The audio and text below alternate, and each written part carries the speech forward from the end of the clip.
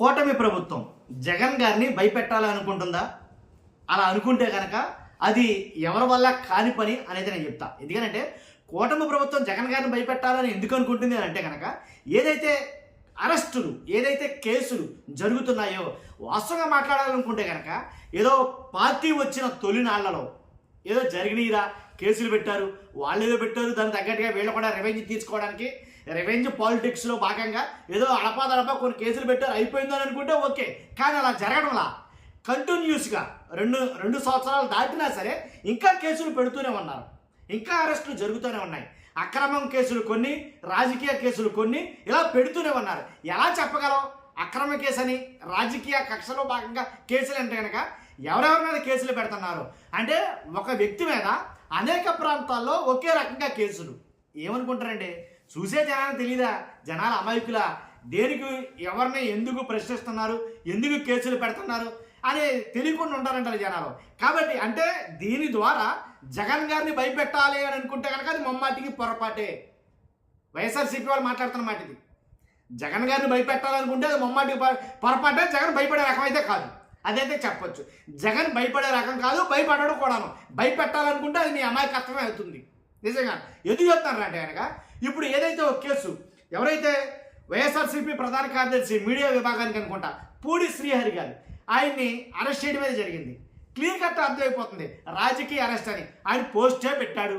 Post పెట్టినా సరే ఏదైతే బిఎన్ఎస్ఎస్ సెక్షన్ 35(3) కింద నోటీసులు ఇచ్చి విచారించాలి తప్ప రిమాండ్లు కోరటాలో అక్కడ ఆ కేసు సంబంధించి కోర్టు రిమాండ్ కాదు, రిమాండ్ని కొట్టేస్తే ఏంటి నోటీసులు ఇవ్వమంటే మరలా ఇంకో స్టేషన్ నుంచి మరలా కేసేసి మరలా రిమాండ్ కోరడం, మరలా ఆ కోర్టు కూడా మరలా దాన్ని కొట్టేసి నోటీస్ ఇచ్చి విచారించండి అంటే మరలా ఇంకో కేసు పెట్టడం, ఆ కేసు పెట్టి మరలా రిమాండ్ కోరడం, మరలా కోర్టు కొట్టేయడం. ఏంటిది? ఇప్పుడు మాత్రం అర్థం కదా జనాలకి? జనాల అమాయకులా అండి? దేనికి అరెస్ట్ చేస్తున్నారు, ఎందుకు అరెస్ట్ చేస్తున్నారు ఆ మాత్రం తెలియకుండా ఉన్నారా? మీకు ఒక విషయం చెప్తా.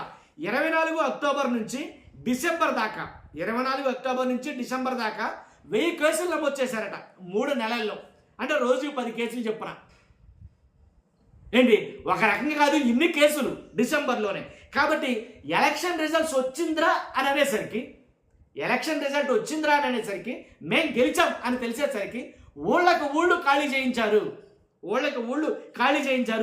ఇళ్ళు ఖాళీ చేయించేశారు, ధ్వంసం చేసేశారు, ఎక్కడికక్కడ పగలగొట్టేశారు, నాన్న రాద్ధాంతాలన్నీ జరిగాయి ఎలక్షన్ రిజల్ట్ వచ్చిన తర్వాత.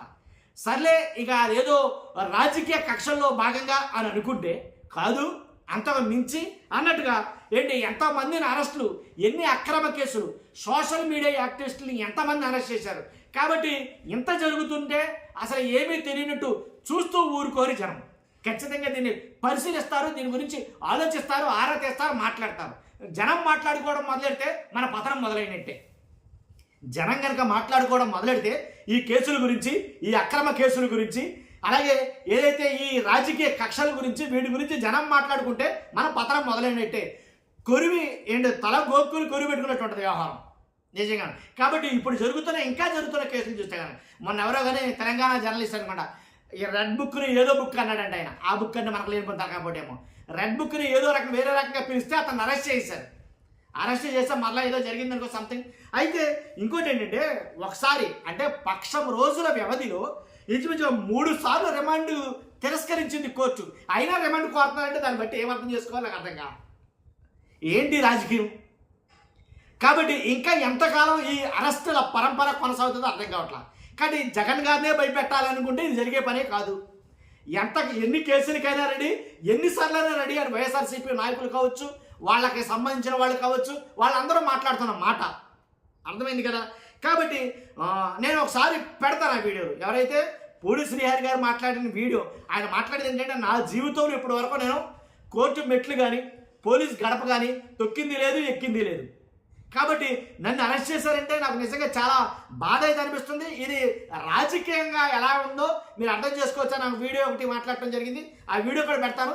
అలాగే పొన్నవోలు సుధాకర్ రెడ్డి గారు కొన్ని వ్యాఖ్యలు అయితే చేశాడు ఆయన, లాయర్ గారు, కాబట్టి అడ్వకేట్ గారు, ఆయన మాట్లాడిన వీడియో కూడా పెడతాను, ఆఖరణ పెడతాను. మీరు అవి కూడా చూడండి, మీ అభిప్రాయం తెలియజేయండి. ఫస్ట్ అయితే నేను చెప్తాను ఒకటి, కానీ ఇలా అరెస్టులు చేసినంత మాత్రాన అరెస్టులు చేస్తే ఇంకోటి చెప్తాను నేను, ఇది కూటమికి మైనస్ కానీ ప్లస్ అయితే కాదు. ఇది డిసడ్వాంటేజే కానీ అడ్వాంటేజ్ అయితే కాదు కూటమి ప్రభుత్వానికి. ఎందుకంటే ప్రజలు పరిశీలిస్తారు, మాట్లాడుకుంటారు. అన్యాయంగా కేసులు పెడుతున్నారా, అధికారంలో ఉన్నారు కదా అని అన్యాయంగా కేసులు పెడుతున్నారు. ఏం లేదు, ఇదంతా రాజకీయ కక్షలరా ఇవన్నీ అని మాట్లాడుకోవడం మొదలు పెడితే కనుక మన పత్రం మొదలైనట్టే నా అభిప్రాయం. కాబట్టి కాదంటారా? ఎందుకంటే కనుక అయ్యింది ఆల్రెడీ. మీ పగ ఎంతవరకు ఉందో అంతవరకు తీర్చుకున్నారా. 2 సంవత్సరాలు దాటి వస్తుంది. పరిపాలన మీద దృష్టి పెడితే మంచిదేమో. అంటే పాలిటిక్స్లో డైవర్షన్లో భాగంగా ఈ కేసులు అవి కరెక్ట్ కాదేమో నాకు అనిపించింది. కాబట్టి దీని ద్వారా కోట ప్రభుత్వానికి చాలా బ్యాడ్ అయితే కనుక జరుగుతుంది తప్ప గుడ్ అయితే ఏముండదు. చాలా బ్యాడ్ క్రియేట్ అవుతుంది వాస్తవంగా అయితే కనుక. ఏంటి ఇన్ని అరెస్టులు జరుగుతాయి అలా అంటే మరి అన్న ఊళ్ళల్లో వదిలేయాలా అని అనొచ్చు కూటమి నాయకులు. కాదు, వదిలేయాలని అంటలా. దానికి ఒక విధానం ఉంటుంది. ఆ విధానం ప్రకారంగానే కోర్టులు ఇచ్చి వాటిలో పెడుతున్నాయి. కారణం ఏంటి? పోలీసులు తిడుతున్నాయి. కారణం ఏంటి? మీరు వెళ్ళే విధానం, మీరు ఏదైతే ఎంచుకున్నారో ఆ పందా కరెక్ట్ కాదు. అర్థమైనా?